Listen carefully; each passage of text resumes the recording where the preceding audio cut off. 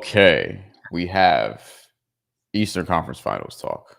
Ethan Skolnick is here, covers the Miami Heat and the NBA, and I know you have a very, very vested interest in this series. Well, I did at one point. I mean, I mean, I grew up a Knicks fan, Brian. So I I just meant from a NBA coverage standpoint, which is what we're going to get into. yeah. I do think so. This is what I want to know. Main thing. Just Mhm, what's your biggest takeaway from this series in terms of not just like, okay, then the Knicks are this and the Pacers are this, but from a larger perspective mhm, and what this signals about how to build a team in 2025 now, how to build a contender, mhm. because at this point we have to call them contenders in 2025. I think the first thing we need to acknowledge is that the Pacers are kind of exceptional in their front office. What we do a lot is we talk about models, right? Like how you build under this CBA, whether or not it's free agency or it's trades or it's undrafted free agents or it's hitting in the draft or it's tanking or it's playing from the middle. But the reality is that whatever it is you're gonna do, you better be good at it. Like, that's the single biggest thing, and the way that Indiana built and people got mad at me for this tweet last night when honestly I was just trolling, I'm sorry, I just was bored. This tweet about how Heat fans Pacers have built by doing everything Heat fans don't want the Heat to do, and it is somewhat true because, of course, everybody comes into that with their own bias, so the usuals, who just, want the Heat to say, "Hey, give us Giannis because we said so. We're nice, so we live in South Florida," which is basically what half of Heat Twitter wants. Um, that I'm not going to be able to speak to those people. But what I was saying in general That's was, me either, the especially if you ain't. Pacers built from the middle. They didn't tank. They didn't tank. They were forced to trade Paul George. They were forced to. Then they got Oladipo and Sabonis for him. Then they were forced to trade Oladipo, essentially, or part ways with Oladipo. And then they were forced at a certain, and then not forced, but then they made a decision. I shouldn't say forced. They made a decision to trade Sabonis when he'd already become an all-star because they saw that that was maxed out and they wanted to get a younger guard. I'm not saying that the Heat shouldn't look at that. We've done episodes about trading Tyler at his peak and maybe getting somebody who's still on a rookie contract. Maybe it's an Ivy or somebody like that. Like we've discussed this. We've done episodes on that.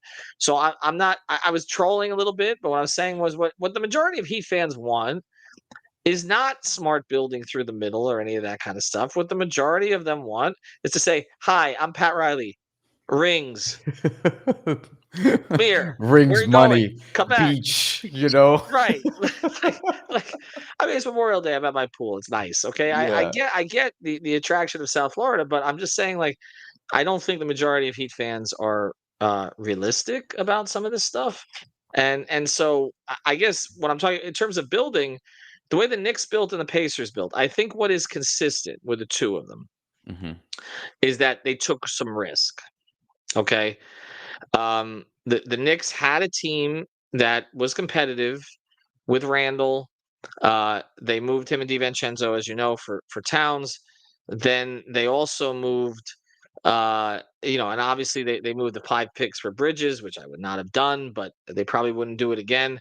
But they did it. They took a chance, and the Pacers, of course, took the chance of making the trade for Sabonis for Halliburton, and then they also traded 3 picks for basically for Siakam. So I they have them made here. bold I have moves. them here if we wanna get into it, because like, Yeah. if you look at the Knicks' entire starting 5, I guess not with last night because Mitchell Robinson started, but if you look at their entire starting 5, all those Mhm. guys were traded for essentially or Yeah. acquired in free agency like Jalen Brunson. Like, Mhm. Brunson was an acquisition. Towns, we established, was traded for. Josh Mhm. Hart was traded for controversially because they gave up Cam Reddish and, like, a pick, and Second Knicks round pick, fans right? Yeah. no, I think it was a first, but I have to, Oh, let that's me right. I thought there was some conditions in there, but you're right. I look, no, it I thought the was, but Imma I tell I thought the Heat should have traded for Josh Hart and said so at the time. So I don't. I I remember. mean, it wasn't particularly controversial to me. I didn't think Cam Reddish could play, but you're right. And look, they made moves, and I think that's where Heat fans are throwing it back in my face because they're saying, "Well, they made moves." Well, the Heat made a move too. They traded for Terry Rozier. Um, not the Well, best move. You talked about the Pacers being forced to trade Oladipo. Um, like the Heat were forced to trade Jimmy. We'll have to see how that turns out. But and going back to Mhm, that, they also traded for Mikal Bridges. That was mhm. the famous 5 first-round picks deal where Yeah. also traded. It turned out to be like a bigger deal than that, but it was mainly Mhm. those draft picks, and then like Bojan Bogdanovic was part of the deal, uh, Right. just for salary purposes and what have you. But that was like the main crux of it. So these teams took risks, and the thing with Julius Randle and Dante DiVincenzo for kalr-Anthony Towns, I said it at the time: one, is incredibly risky, but one that the Knicks could afford to take, and two, they made the deal knowing, hey, this is probably it. Like Mhm. this is the team. There's not much else you could do unless now you're gonna flip one of the main guys. By the way, OG Anunoby also, that was another big Right. one where it's like you took two Mhm. young guys who Mhm. are blossoming. I wouldn't call them rising stars, but it wouldn't shock me if RJ Barrett made an all-star game at some point. I know that sounds crazy Mhm. right now, but he was actually playing well before, injuries. And then this year was just very uneasy for the Raptors. And then Emmanuel quickly is a good player. He became a good player. Mhm. I Mhm. think his contract is very healthy. Yeah. But Mm. like Yeah. two players, and they got OG Anunoby with that. And it's like they Mhm. made all these big deals after acquiring all the draft capital to do it. And I think that's the challenge, is getting the draft capital, because it feels like 4 teams have all the picks. Ben Yes. Goldberger says, "What up, Brian? Ethan, glad the Knicks stepped up last night. Glad this is going to be a series after all." I agree with that. And as someone who's doing the watch parties at the Post YouTube channel for every Knick playoff game, I will take the extra work gladly, as long as the Knicks keep winning. Though I don't think they're going to finish out this series, to be honest. But we'll see. Sayless D Mhm. says, "The star hunting is not for us anymore. We just need to draft well enough to keep building our team. Free agency is a thing of the past." I don't know if free agency is a thing of the past, but free agency is not what it was 15 years Oh, ago. hoarding for free agency is not the way to Hoarding do it. for, You yeah. you you you you can find ways to get guys, but I think what the point on the Knicks is, if you look at it, they drafted pretty well. Barrett was not a bad pick. Quickly was a good pick for where he was taken. Mhm. That allows you to do other things. The thing they've been willing to do that the Heat have to this point not done, I don't know if it's not that they're not willing, but they've not done, is then if you draft a player who's a good player, be willing to move the player, right? Like that's the thing. See, that's where the Knicks traded quickly, right? Okay, look, they acquired Randall. Randall blossomed with them. Okay, became a fan favorite in the city. They Free drafted agent signing, Barrett, by the way. free agent signing, correct? Yeah. They drafted Barrett. Okay, but it was not a ballyhooed free agent signing at the time. I mean, Randall No, it had, was with the canned because it was the same summer as Kevin Durant, Kyrie Irving. That's why. correct, correct, correct. Okay, and with the Lakers, of course, they had a bunch of young players that they moved off of, and then he played better with the Pelicans. But the point is, it wasn't celebrated. Okay, but it was a good free agent signing. Randall has his limitations, which you and I both know about. But the point is, it was a good free agent signing. Barrett, where they picked him, you could say he could have gone a little bit lower, but it wasn't a bad pick. Quickly, very good pick for where they took him. And so now you have pieces that you can move. And the thing is, they did move. Okay. And that's, I think, where Heat fans have some frustrations, because it does seem at times like the Heat get a little too attached to their own players. Um, and that was an undrafted free agent problem before. It seems like they corrected that by not chasing Vincent, by not even negotiating with Strus, even though Max is a good player and has turned out to be a good player elsewhere.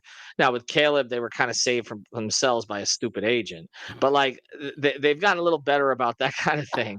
There's no other way to put it. I mean, sorry, the Let's guy. I mean, he cost Caleb.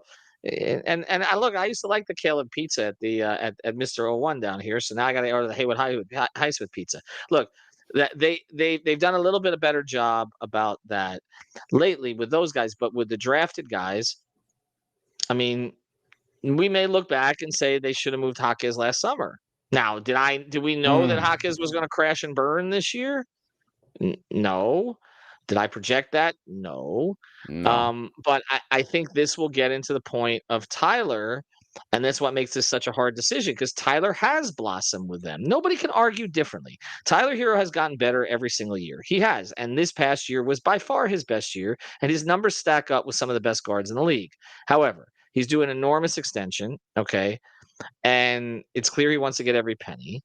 And so if that's the case, I do think you need to look around the league and see if you can sort of reconfigure your roster in a way that will allow you to build better later on. Do I think that they're going to ultimately move him this time? I don't. Okay, but I Probably think not. that's where I think Heat fans are like, okay, if you have good players, you can't be unwilling to move them. When you don't have that many assets, whatever you have that's an asset has to be on the table. That part of it I can relate to Heat fans. It doesn't mean that the deal was there, just means I can relate to them. But not everybody can do what the Pacers did either. Like Kevin Pritchard's really good at his job. He has been for a long time. I mean, most of those teams in that space. Look at how long Atlanta has been trying to get out of this. I know they made a conference final. I was gonna point out Atlanta because they look Right. like a team that's trying to build through the middle too, and they're struggling to So do is it. Chicago. So is And so is Chicago. And Chicago. Chicago shouldn't have to because they're a big market, but Reinsdorf's never acted like it. So like, I don't. You, you know what I'm saying? So this building through the middle stuff is not easy. OKC made a decision. We're going to build from the bottom. Okay. Utah's going to build from the bottom. Okay. Detroit was going to build from the bottom. It took them forever, by the way. Like the Heat fans. This is the thing about Heat fans. They're totally disingenuous. There is no way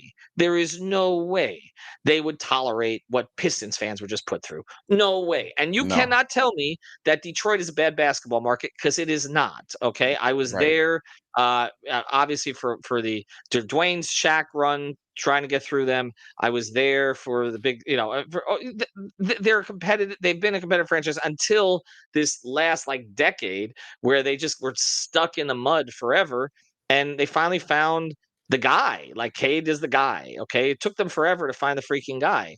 So I guess what it comes down to is, uh, we can talk about all different kinds of ways to build, but are you good at that building part? And Indiana is unique. They identified the absolute right person in Halliburton. And look, I didn't love the Siakam trade at the time. I thought it was okay. I Um, have it here in front of me actually because yeah, I go wanted ahead. to get to the indie part. But also just real quick on Detroit and Orlando, the other important thing is like and they spent years trying to do it, Mhm. Orlando a little bit more successfully. And Yeah. this year there's an argument to be made like could they have been in this round if they were healthy and at Hmm. least had some offense, but they were banged up Hmm. all year and I think this year is the year that they can feel like, "Oh, they can go for it," so to speak. But with Right. Orlando and Detroit, they also have had along the way, like they acquired some draft capital. They Hmm. have more draft capital. They've used it. They've started to use a little bit more money. I think we're going to see an increase of that now. Like they Yes. haven't paid like a ton. Now they're going to start to like you saw Contavious Caldwell Pope last year go to Orlando, and that's a Mhm. deal like the jury's still out on, but that's Right. still at the very least a contract they can move. So with Indy, with the Mhm. Siakam trade, it was January of 2024. And I remember talking Right. about Siakam at the time being like, yo, he can actually swing, like he can help push a Mhm. team in the playoffs. Mhm. And, the Pacers did go to the conference finals last year, as much criticism as they received, but I feel like they're vindicated in their run so far, and they may end up going to the finals after this. The trade was Pascal Siakam for Bruce Brown, Kyra Lewis Jr., young player, Jordan Nwora, Uh-huh. young player, a Mhm. first round pick, another first round pick, and another first round pick. So two first round Mhm. picks in 2024. One was Jacoby Walter, one was Isaiah Collier, who actually looks pretty good in Utah. And then a Right. 2026 first rounder. Obviously, we don't know who that's going to be yet. Toronto also received a trade exception conditional 2021 first round pick is least favorable of blah blah blah blah blah. So like whatever, Mhm. like multiple firsts. It took a few firsts. And then the Tyrese Mhm. Halliburton deal, identifying the young star, which is a conversation that you've been having lately. It's like, all right, how do teams identify Mhm. the young star who you can acquire? And when Tyrese Halliburton was going into the draft, a lot of people, nerd basketball Twitter was high on him. I was high on him coming out of Iowa State, not because Mhm. nerd basketball Twitter was, because I don't give a shit what they think half the time. But Tyrese Halliburton was really good in college, and Right. you could see like, oh, he can be like a legit point guard in the Right. pros. And then once you pair him in Sacramento with De'Aaron Fox, it's like I don't know if they're gonna like they're Sacramento's gonna have to make a decision at some point. And Mhm. people thought that they would choose Halliburton, and they chose Fox, and they traded Halliburton with Buddy Hield and Tristan Mhm. Thompson, who you forget was on the Kings, Yes. for So Jeremy does he. Lamb. Yeah, Yeah. Jeremy Lamb, Justin Holiday, Domantas Sabonis. So Buddy Hield Hmm. was in that deal as well. There was also a second round pick that became Jordan Walsh, Celtic, and there was a trade exception also. So it was a 3-for-3 deal essentially with a second round pick in there. But Halliburton and Sabonis were the headliners, but Buddy Hield, who's a good player, was also in that deal. Jeremy Lamb, who at a time was a good player, Justin Holiday, who's like a rotation guy. There's other pieces of that, and these Hmm. organizations they just hit on their trades. They hit on Right. their trades. They hit on Hmm. enough draft picks to make some of these trades as well. Like Hmm. it's very there are very thin margins that sort of outlines who can get to this point and who can't. Ben Right. Goldberger, real quick, you said it about Chicago. Reinsdorf has openly stated he doesn't care about winning as long as people buy tickets. Just look at the Sox. Hmm. I would imagine if you're a Chicago sports fan, that's got to be depressing. Mike Thomas, rock the mic, from the Five Reasons Discord, Yeah. says Appreciate it, Mike. off the floor. Detroit also added the right veteran players around Cade. Yes, Cade wasn't out there with Sadiq Bey and Killian Hayes anymore. And I think there's something to be said for that. And also, if Jaden Ivey were healthy, I think that series Uh-huh. against the Knicks is even tighter than it was. Yes. That's what I'll say. Yeah, and I see the other comment here from Sailor D. Kate needs a hero. Magic do too. I mean, two of the two teams we talked about the most were for hero were Orlando and Detroit. And Greg will always I bring up Indy too. well, yeah, and that's always a possibility, Yeah. depending on where they go. But again, Detroit did some things. They added some players, and I was like, why are they progress stopping with Tobias Harris and Tim Hardaway Jr. and all that? But reality is those guys helped them get through the season, and took some of the burden off of their young players. And so again, there are so many different ways to go about this.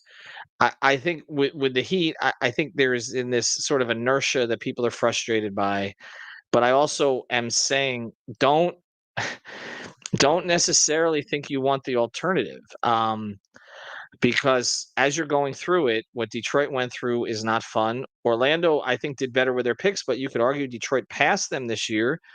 Um, some of that was injury related, although actually the Magic played better without either Paolo or Franz at times than they did when they were both there. It's kind It's of weird. then Suggs got hurt.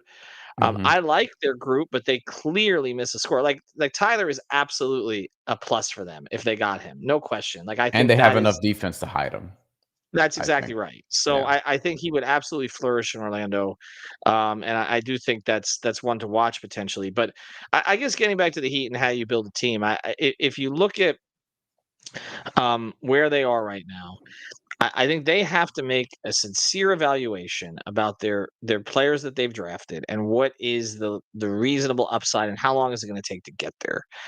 And that's why we just did a podcast on Jovic, who I really really like.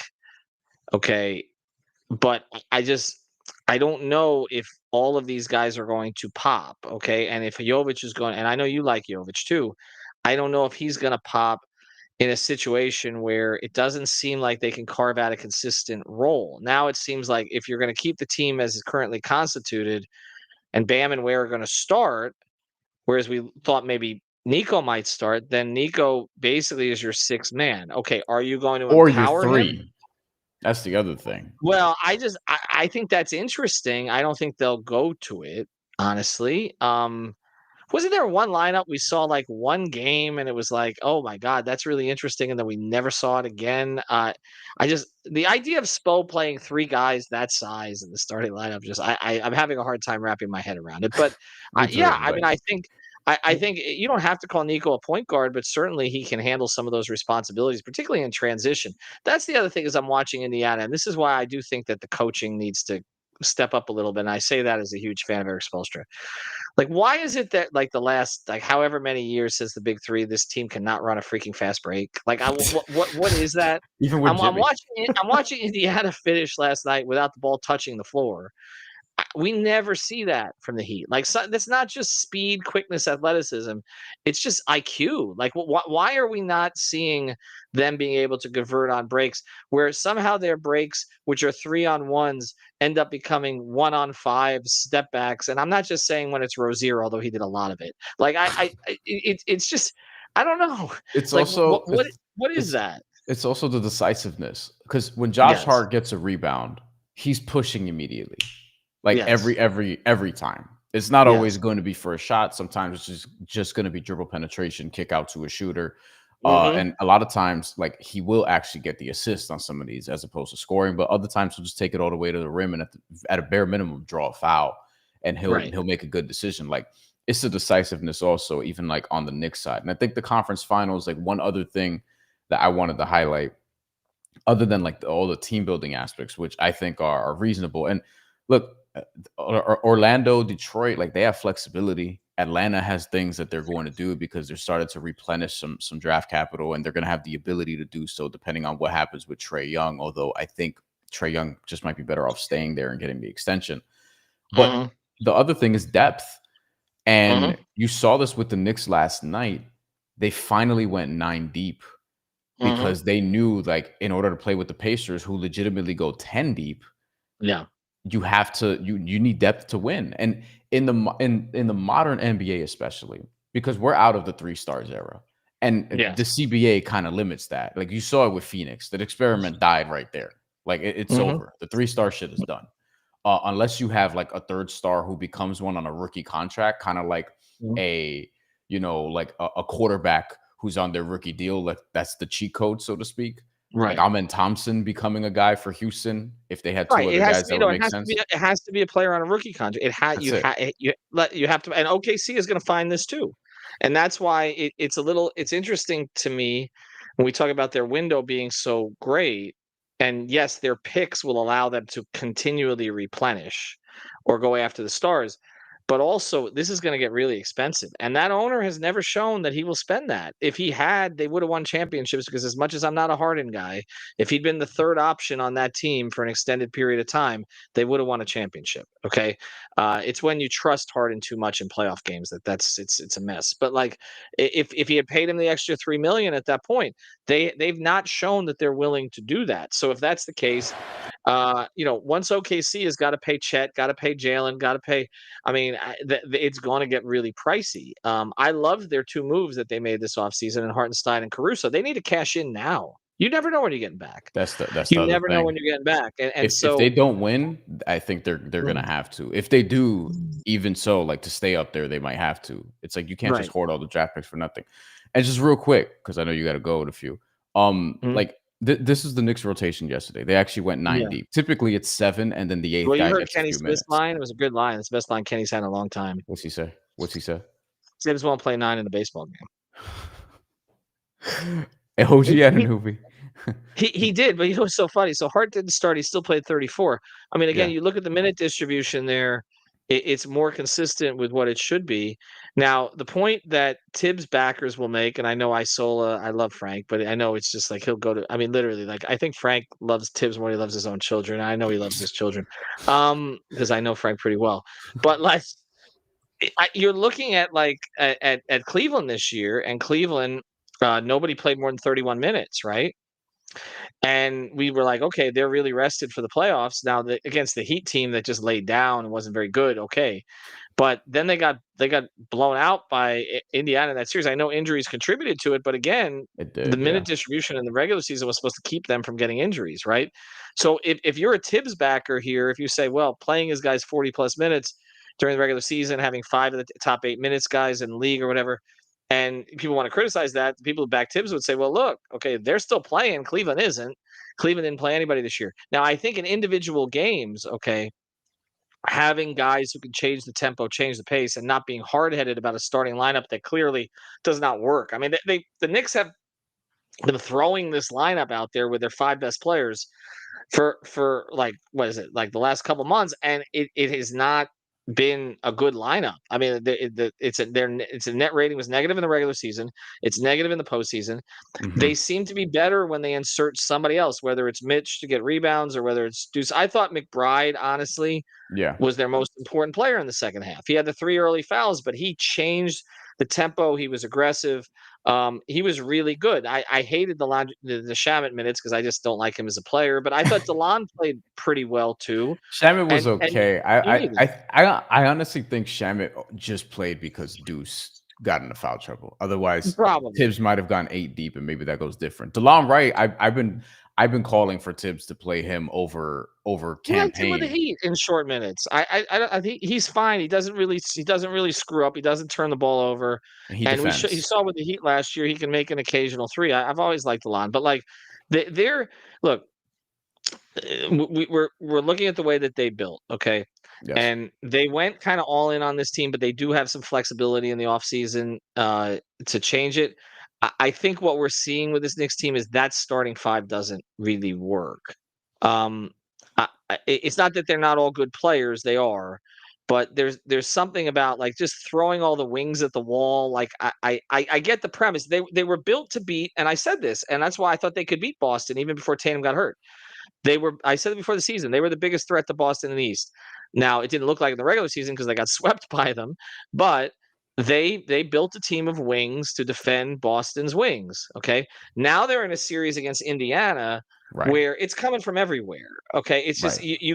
right. Yep. And so I think they've struggled with adapting that pace.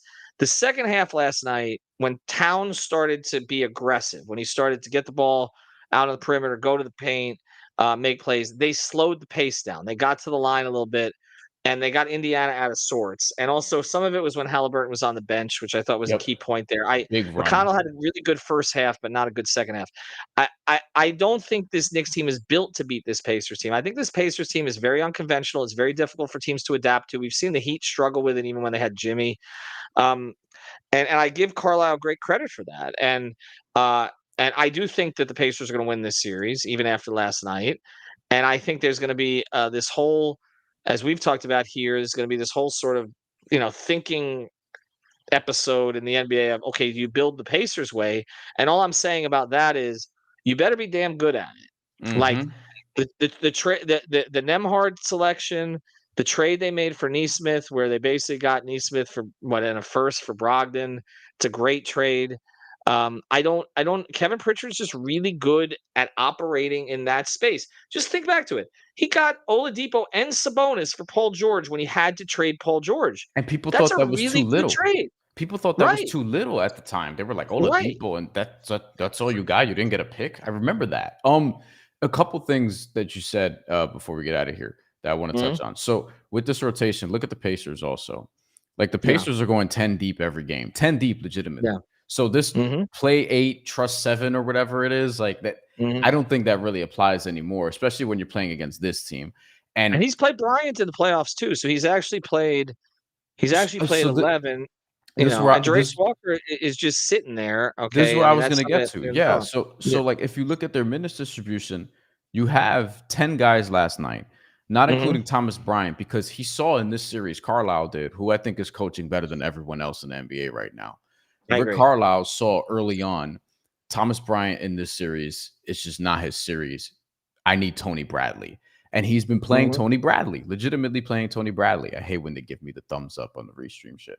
Um, and they're playing Tony Bradley. They have Jarris Walker, who Mhm. averaged about 10 minutes per game, but he hasn't played this series, but he played in the last couple. He's gone to 12 different dudes, basically. Yeah. Like legitimately gone to them, not just like charity minutes, so to speak. And like he's been flexible with how the rotations have been, bringing guys on at different times. I think the one mistake he's made in this series was leaving Tyrese Halliburton out for too long during that run. But otherwise, like I think he's been great with using the challenges and things of that nature. And there was something else you mentioned that I wanted to get to that I'm kind of blanking on right now. But the point of it being like the rotations do matter, the depth does matter. And like all the teams that have been going to the finals as of late, like Mhm. they could play 8, 9, 10, really 9, 10 guys if they wanted to. Like even the Heat teams that went to the finals, like they were Mhm. deeper. They were deeper Heat teams, in terms of like, Well, don't you think, for example, don't you think Mathurin would play on the Heat right now? yeah, I think there will be Heat fans calling for him to start at the 3. Mhm. Right. And I didn't think his minutes were good last night, but I'm saying he would play on the Heat right now. Toppin, who they took a risk on from the Knicks, um, he he's given them something. I mean, his athleticism would be useful on the Heat bench. Nemhart is, and I'm seeing Mike's comment here about the extension he's going to get. Nemhart's going to end up being somebody's starting point guard. Yeah. The I mean, other I don't point I know what wanted to his make, upside is. Maybe it's Brogdon. I think probably his upside is Malcolm Brogdon at his best, maybe. say let's D says But J Double get traded first, Jalen Williams. I don't know about that because if I'm OKC, Jalen Williams looks a lot better to me in this series than Chet Holmgren does. But we have to see how yeah, they finish against Minnesota. The other point of it is and we were reminded of this last year. We were mhm, reminded of this last year. Just because you're built to beat the best team in your conference doesn't mean you're going to beat every team in your conference. Last right. year, the Timberwolves built their team to beat Denver. They beat Denver in the Yes. semifinals, and it was like, whew, all right, got over the hump. Let's take care of Dallas. And then they go into the Dallas series, and they realize there's not a single person on this team that can guard Luka Doncic. And Dallas Right. destroyed them. 5-game series. There's not a single player on this team who could guard him.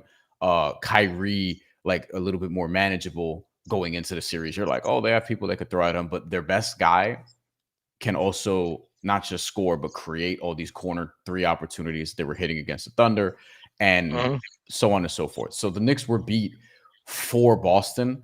And I still Yeah. think in looking at the series, it's like, man, Boston really blew that one. Not that the Knicks Mhm. didn't win it, but Boston really blew it. Um, and then on top of that, if you look at the Knicks series, like they could play Boston in a different way defensively because Boston is so 3-point reliant, which plays into the Yeah. Knicks' hands, and they smartly took advantage of it. Indiana's not as 3-point reliant. They were only 20% from three yesterday, 5 of 25. Mhm. But at the Mhm. same time, they're not a team that's just going to stand around and shoot threes. So they're going to make the Knicks work more. Like they're a different type of matchup, as are the Cavs, by the way. Yeah. If the Knicks were to play the Cavs, which I think the Knicks would have an easier time with the Cavs than they have with Indiana. And I'll say this too.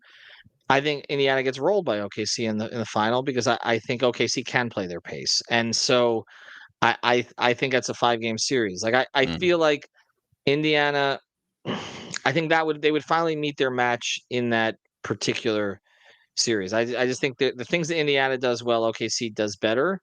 I like a lot of what Carlisle has done with them defensively, the press and all that. You don't want to press OKC. I feel like that would blow mm. up on them.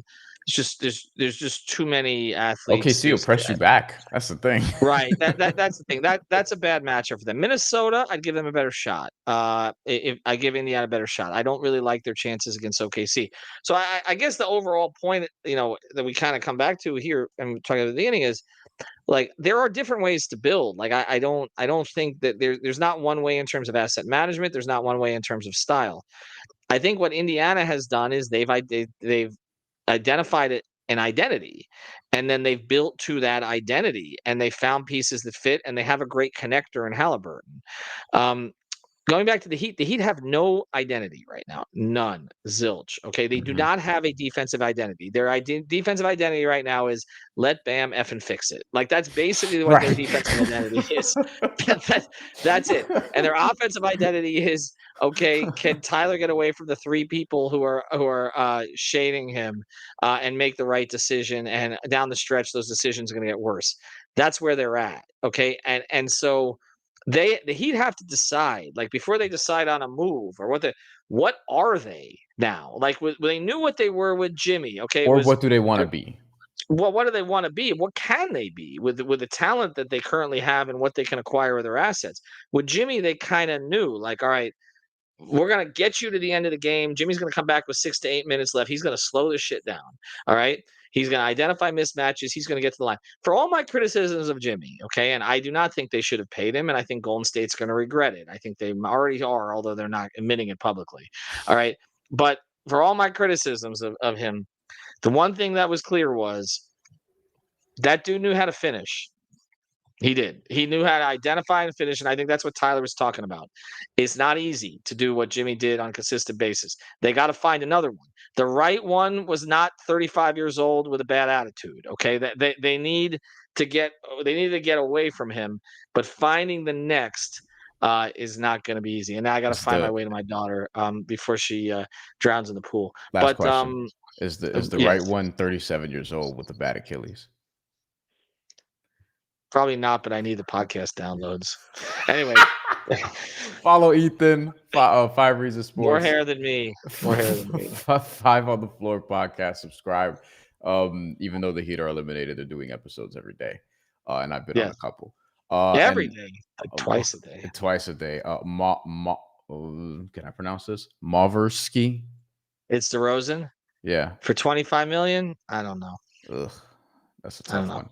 And Salas D, Mm. I agree. Like they had a defensive identity. I think with Bam, you should just lean defense, especially with Bam, Davion, Ware. You just have to figure out the parts around it. But we'll see. We'll see. Enjoy the rest of the Eastern Conference Finals. Watch alongs on New York Post Sports YouTube.